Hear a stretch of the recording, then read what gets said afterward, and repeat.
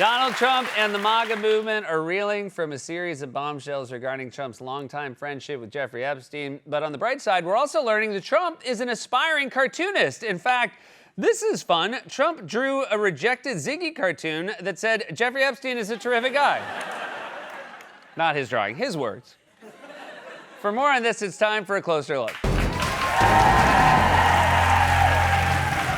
Ever since the Epstein stuff started to gain traction, Trump's been spinning out. He called his own supporters naive, selfish, foolish, weaklings, and stupid people, and said he didn't want their support anymore. And in response to Trump saying he didn't want their support anymore, MAGA said, we support you. President Trump, as you know, is calling the Epstein controversy BS. He's actually labeling Republicans as, these are his words, stupid and foolish, even calling his own supporters weaklings for not letting this story go. And he says he doesn't want their support anymore. What's your response to President Trump? President Trump has his own opinions, but honestly, ma'am, he wins. He has a strategy in all this, and I suspect that's going to play out because, dadgummit, he wins every dadgum time. It's uncanny that he ends up on top, and I suspect on this case he will do as well. If you're talking about an illicit sex trafficking ring, I would avoid saying the president always ends up on top. Well, ma'am, there are a lot of people out there saying the president is more of a bottom and that sometimes he is excluded from the festivities altogether and told to sit in a chair in the corner and watch. But I've seen him go to town at these sex parties, and dadgummit, he always ends up on top. Also, if the president calls you a stupid weakling and says he doesn't want your support anymore, and you respond by saying he has a grand strategy and that will play out in due time, that's how you know you're in a cult. You sound like an ancient Greek farmer begging the gods for rain. Why does Zeus punish us with fire and pestilence that destroys our crops? Well, he has a plan. All will be revealed in due time. He just tweeted, Hermes is not mine. I've never met that nymph, Maya. This is another scam perpetrated by that far-left lunatic Hades. Hashtag make Athens great again. Trump supporters who had spent years hyping up the Epstein conspiracy were puzzled by Trump's sudden turn against them and figured, you know what? Maybe he's just tired. He's accomplished amazing things. And I could see myself really tired, really burned out, working 24 hours a day, flying all over the world. Could you keep his schedule? Like, I'm not trying to make excuses for him. I just want to present a fair look. Could you keep his schedule? I know if I have a schedule half that way, I get testy. So that could explain this. It could explain him going, can you knock it off? Look what we're doing. There's nothing there. Okay, he's tired. He's grumpy.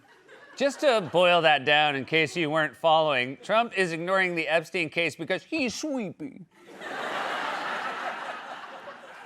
But hey, parent to parent, we've all been there, Mr. President, 6 in the morning. You know, you get home from the office late, you haven't your coffee yet, your kids come running in the bedroom, complaining that one of them woke the other one up, and the other one stole the first one's toys, and finally you scream, you snap. Barack Obama and James Comey created the Epstein files. Just like the Russia hoax and the laptop from hell. Are you happy now? So MAGA World has lots of theories about what was going on. Then came this bombshell on Thursday. The Wall Street Journal published a piece with this striking headline. Jeffrey Epstein's friends sent him bawdy letters for a 50th birthday album. One was from Donald Trump. According to the Wall Street Journal, pages from the album are among documents examined by Justice Department officials who investigated Epstein, the paper citing people who have reviewed the pages. Here's the passage about then-citizen Trump's letter. Quote, this is from the Wall Street Journal.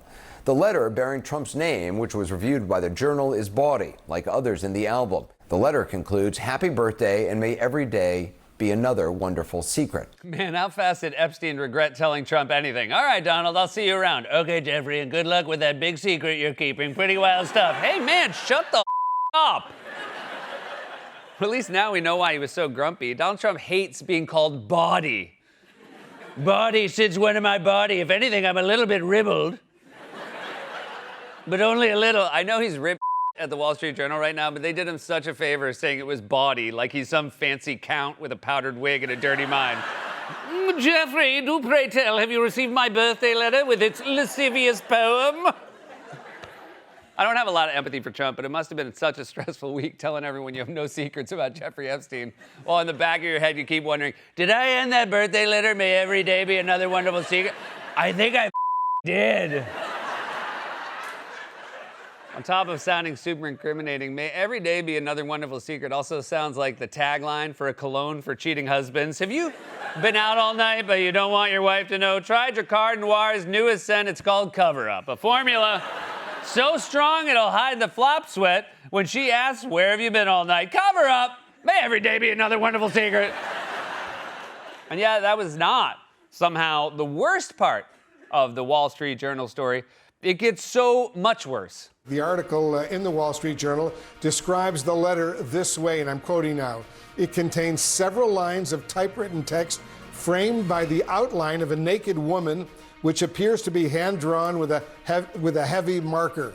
A pair of small arcs denotes the woman's breasts, and the future president's signature is a squiggly Donald below her waist, mimicking pubic hair.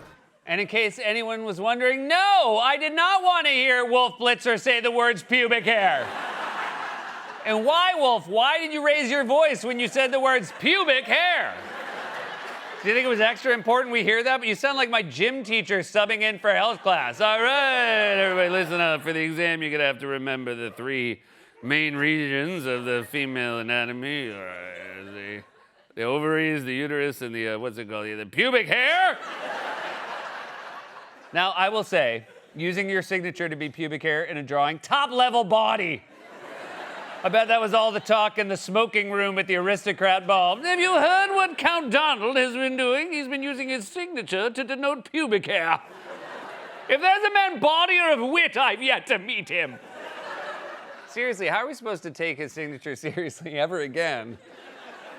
Now that we know that's what it looks like to Trump in his own head, you're telling me he's going to sign laws with that signature. This is like when John Hancock signed the Declaration of Independence and then the next guy immediately drew 2 little balls under the J. Ben Franklin, right? I think it was Ben Franklin, yeah. Trump, of course, denies that he ever turned his signature into pubic hair. Trump vehemently denies the letter's existence. In fact, he told the Journal, quote, "This is not me. This is a fake thing. It's a fake Wall Street Journal story." He continued, "I never wrote a picture in my life. I don't draw pictures of women." I never wrote a picture in my life. What a poorly drawn sentence. But grammar aside, this is how Trump blows it. He has a habit of over-denying things. If you accused him of stealing your yogurt out of the fridge, he would say, "I didn't steal the yogurt. Also, I've never seen a fridge." Is that the one where you turn the knobs and the fire comes out? But even that aspect of Trump's denial came into question when it turned out he's had a doodling habit for a long time and even wrote about it in one of his books. While Trump maintains he doesn't draw pictures, his drawings have surfaced before. A signed Trump sketch of the Manhattan skyline sold at auction in 2017 for more than $29,000. Another 1990 sketch of the Empire State Building he auctioned off that same year. And Trump in 2008, in his book, recalled donating an autographed doodle every year to charity. Amid his denial, an image of a doodle unrelated to Epstein has surfaced. It's signed by the president and was auctioned off for charity in 2005. So he not only wrote pictures, but he drew about it in his book. It is so perfectly Trump that when asked to donate something for charity, he gives them a free doodle. The guy had a penthouse made out of gold and an office full of pricey memorabilia, but when he was asked to donate something to charity, he scribbled a drawing of a building that looks suspiciously like a penis. It's, just missing the signature. Gotta say, it works. He had a vision, it works. Also, I will say that aside from the shocking nature of these allegations, I'm also shocked that we're still somehow learning new things about Donald Trump. The man's 79. He's been in the public eye for his entire adult life, and I'm just now learning for the first time he used to be an amateur cartoonist. I can't wait for his next major scandal to reveal that he's also super into woodworking. Yeah, I built this beautiful canoe out of mahogany and cedar so I could dump Rudy Giuliani's body in the East River. Of course, he kept popping out of the water. I'd throw him off the front, and then he was in the back. But the drawing, of course, was not the only damning thing about the letter. There was also the incredibly creepy and incriminating fantasy conversation between Trump and Epstein. The Journal reports that the letter from Trump to Epstein was styled as an imaginary conversation between the two. Voiceover. "There must be more to life than having everything," the note began. "Donald, yes, there is, but I won't tell you what it is." Jeffrey, nor will I, since I also know what it is. Donald, we have certain things in common, Jeffrey. Jeffrey, yes, we do, come to think of it. Donald, enigmas never age. Have you noticed that? Jeffrey, as a matter of fact, it was clear to me the last time I saw you. Trump, a pal is a wonderful thing. Happy birthday, and may every day be another wonderful secret. You know, as a human being, this letter disgusts me. As a voter, it shocks me. But as a writer, I just want to say, not as easy as it looks, is it? Everyone who watches movies or TV shows thinks they can do it better. Then they try to write some fantasy dialogue for a birthday letter to a monstrous sex criminal, and it stinks. Yeah, I said it. I mean, look at this stilted dialogue. Enigmas never age. A pal is a wonderful thing. Where'd you get that line? Is there a section in the Hallmark store called Happy Birthday Sex Trafficker? Now, Trump claims the letter isn't his. He said on Truth Social, "These are not my words, not the way I talk." But even if you think the letter doesn't sound like Trump, it doesn't have to. I would definitely believe that Trump brought in an assistant and said, "I need you to write a card for Jeffrey's birthday. I don't know, something about how he's a good pal, you know.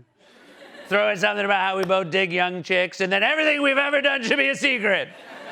And don't worry, I'll handle the doodle. I've got an idea with my signature. It's going to change the game. It's going to blow your mind. What do you think my signature looks like?" No, it's not that.